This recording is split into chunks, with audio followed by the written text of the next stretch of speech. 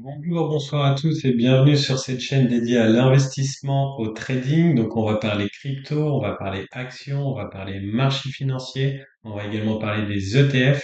Et aujourd'hui, la vidéo va être dédiée au Bitcoin, puisque le Bitcoin nous fait une grosse baisse. Hein, si on regarde depuis les plus hauts, il a perdu quelque chose comme ouais, on est quasiment à moins 50% depuis ses plus hauts, donc grosse baisse. Est-ce que c'est la fin du Bitcoin? Est-ce que le Bitcoin va encore se cracher? Eh bien, c'est ce qu'on va regarder sur les graphiques, on va analyser tout ça. Là, je vous ai mis un graphique weekly, donc hebdomadaire, et on va regarder un peu ce que donne le Bitcoin si on zoome un petit peu. Mais en tout cas, on est quand même sur une grosse baisse. Regardez, on a perdu la moyenne mobile 200 jours, hein, donc c'est la moyenne mobile 40 en semaine. Et depuis qu'on a perdu cette moyenne mobile, eh bien, le Bitcoin ne fait quasiment que chuter. Pourquoi cette moyenne mobile est importante? Eh bien, on voit depuis sa récente hausse, en fait, que cette moyenne mobile servait de support au Bitcoin. Regardez, ici, on est venu la taper une fois, on est venu la taper une seconde fois ici, on a essayé de la casser, mais on a eu des fausses cassures, on a rebondi dessus une troisième fois, avant de faire un record à 100, allez, on est à combien? 126 000 dollars. Et là, actuellement, eh bien, depuis qu'on l'a perdu, le Bitcoin ne fait que chuter. C'est pour vous dire l'importance d'utiliser les moyennes mobiles lorsque vous faites du trading, que ce soit en action, que ce soit en crypto, parce que en fait, ça vous donne de super bonnes indications. D'ailleurs, j'en parle dans ma formation et en fait, eh bien, cette moyenne mobile-là est super importante puisque en général, elle sert de support au titre. Alors, c'est pas la seule, hein. Parfois, ça va être la moyenne mobile 20 périodes qui va servir de support. Mais là, on voit bien que à la semaine, c'est la moyenne mobile 40 semaines, donc 200 jours qui sert de support au titre. Alors, on l'a perdu quand? En novembre, et depuis novembre, eh bien, le Bitcoin est en chute libre. Le RSI également très important pour vous expliquer rapidement. Lorsque un titre ou une crypto évolue au-dessus de la zone des 50, donc c'est la ligne noire, on est généralement dans une tendance haussière. Et à l'inverse, lorsqu'on casse le niveau des 50 sur le RSI, on est généralement en tendance baissière. Et d'ailleurs, ça a pu se confirmer ici, sur toute la hausse, la dernière hausse du Bitcoin, on était bien au-dessus de la zone des 50. On a essayé de la casser ici, mais ça a tenu quand même. On a rebondi autour des 45. Ensuite, on est resté bien au-dessus, et là, on l'a largement cassé. Et depuis, eh bien, ça baisse. Alors, si on regarde un petit peu en daily, donc sur un graphique jour, qu'est-ce qui se passe? On retrouve donc notre baisse ici, hein, le Bitcoin baisse bien. Ici, on a une grosse bougie de vente. On a eu un excès dans la vente. Regardez, on a eu des volumes records ici, avec une grosse barre de volume qui indique qu'on était vraiment dans un excès sur les ventes finalement. Et depuis, le Bitcoin ne fait rien. C'est-à-dire qu'on évolue à plat. Et il y a vraiment deux zones importantes à surveiller. Donc c'est cette zone-là, la zone des, allez, on est à un peu plus de 70 000 dollars, et cette zone-là qui correspond à la zone des, ouais, on est, allez, on va dire 60 000 dollars. Et en fait, là, sur ce graphique jour-là, tant que le Bitcoin reste dans cette zone, on évolue en range, donc on évolue à plat. Ça, pareil, j'en parle dans ma formation. Il n'y aura pas grand-chose à faire. C'est-à-dire qu'il faut attendre que on casse soit cette zone de support qui est à 60 000 dollars, soit cette zone de résistance qui est à 70 000 dollars. Tant qu'on reste dans cette zone, le Bitcoin ne va pas faire grand-chose. Et ça peut continuer encore longtemps, ça peut durer des jours, des semaines ou des mois. Maintenant, dès qu'on va casser l'une de ces deux zones, il va se passer quelque chose. Soit on casse à la hausse, et ce sera plutôt positif pour le Bitcoin, hein. On risque d'avoir un mouvement haussier qui se dessine. Soit on casse à la baisse, et alors là, il faudra surveiller les prochains niveaux parce que ça peut chuter encore lourdement. En fait, le Bitcoin a déjà bien craché, mais il peut encore descendre bien plus bas. Et on va regarder les dernières baisses ensemble pour voir combien elle avait perdu la dernière fois. Mais c'est pour vous dire que ce n'est pas parce qu'il a perdu déjà 50% qu'il peut pas perdre plus. Mais en même temps, s'il casse à la hausse, ce sera assez positif et peut-être que ce sera la fin de la baisse. En tout cas, à retenir, tant qu'on reste dans cette zone, il n'y a pas grand-chose à faire. Donc les 70 000 $ et les 60 000 $. Si on analyse un petit peu ce qui s'est passé lors des derniers cracks, on avait un gros crack ici en 2021. Fin 2021, début 2022, gros crack. Et le Bitcoin avait perdu 77% depuis ses plus hauts.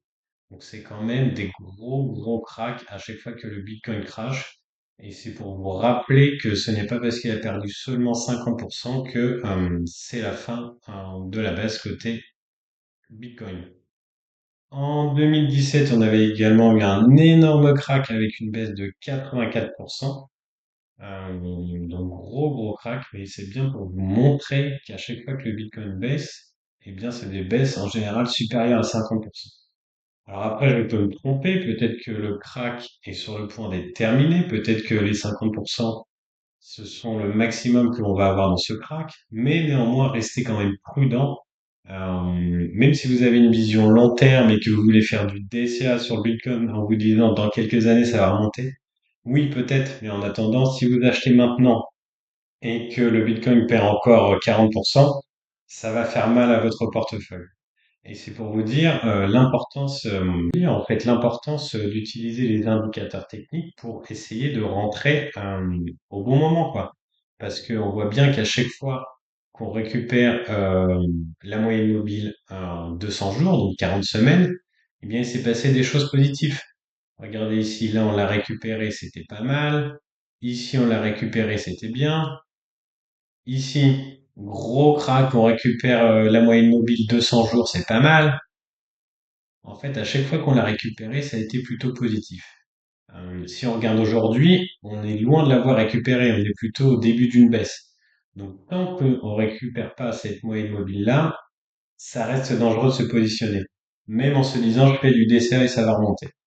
Maintenant, après, tout dépend de votre aversion au risque, tout dépend de votre vision. Si vous avez une vision long terme, pourquoi pas? Mais gardez à l'esprit que le Bitcoin peut encore cracher. Si on est sur les précédents cracks, on est sur quelque chose qui fait du moins 70%, voire moins 80%. Le point bas serait plutôt autour des 30 000 $. Maintenant, je ne sais pas ce qui va se passer, personne ne sait ce qui va se passer, mais gardez à l'esprit que le Bitcoin peut continuer de chuter. Maintenant, si on regarde en 4 heures un graphique un peu plus court, voilà, on voit encore qu'on est dans un range ici, donc on évolue à plat. Ça, c'était le niveau que j'avais dessiné tout à l'heure. Voilà. Ça, ce sont les niveaux à surveiller. Je vous les remis ici. Maintenant, le deuxième niveau déjà à court terme qui est à surveiller, bah, ça va être celui-ci. Ça va être celui-ci parce qu'il sert de support en 4 heures et à chaque fois, on vient rebondir dessus. Donc ça, c'est le niveau intermédiaire, on va dire, de notre range. On est aux alentours des 65 000 $. Pour l'instant, on reste dans cette zone. Si on casse à la baisse, eh bien, le prochain niveau, ça va être les 60 000. Si on casse à la hausse, ce sera plutôt positif, mais restez prudent puisque, comme on l'a dit, la moyenne mobile 200 jours est pour l'instant super loin. À voir ce qui va se passer dans les jours à venir, dans les heures à venir, dans les semaines à venir, mais en tout cas, restez prudent puisque la baisse n'est peut-être pas finie, mais on peut aussi constater qu'après chaque baisse, le Bitcoin fait des choses magnifiques. Si on regarde ici, on a eu un gros crack et ensuite ouais, on a pris 700%, quoi, donc multiplié par 8.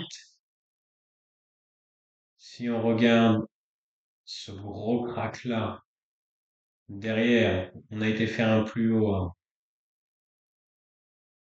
ouais, plus 1800%, donc c'est énorme. Donc, en général, les gros cracks sont suivis de belles hausses, mais restez quand même prudent pour ne pas avoir trop mal à votre portefeuille. Et voilà ce que je voulais vous dire sur le Bitcoin. N'hésitez pas à jeter un œil sur ma formation qui est sur Udemy où je vous apprends en fait à trader sur les marchés financiers. Donc, ce sont des méthodes qui fonctionnent sur les cryptos, sur les actions et sur le forex également, ça fonctionne aussi. Et en fait, eh bien, ce qu'on va faire, c'est qu'on va utiliser les indicateurs techniques. C'est une formation dédiée sur les indicateurs techniques. Donc, on va apprendre à utiliser le RSI, on va apprendre à utiliser le MACD, on va apprendre à utiliser les moyennes mobiles. On va également apprendre à gérer une position en plaçant un stop intelligent pour minimiser votre risque. Et voilà, vous allez apprendre plein de choses dans cette formation. Elle est vraiment à un prix pas cher du tout comparé à ce qui se fait sur le marché. Donc, n'hésitez pas, j'ai des super bons avis. J'ai une moyenne de 4,5 sur 5 au niveau des avis. Donc, n'hésitez pas à jeter un œil et à me dire en commentaire aussi ce que vous voulez que j'analyse la prochaine fois. Est-ce que vous voulez que j'analyse plutôt des crypto-monnaies? Est-ce que vous voulez que j'analyse des actions? Est-ce que vous voulez que j'analyse des ETF, qu'on fasse une vidéo sur les ETF? N'hésitez pas à me dire et en fonction des commentaires, je ferai une nouvelle vidéo sur le sujet et on analysera tout ça ensemble. À bientôt!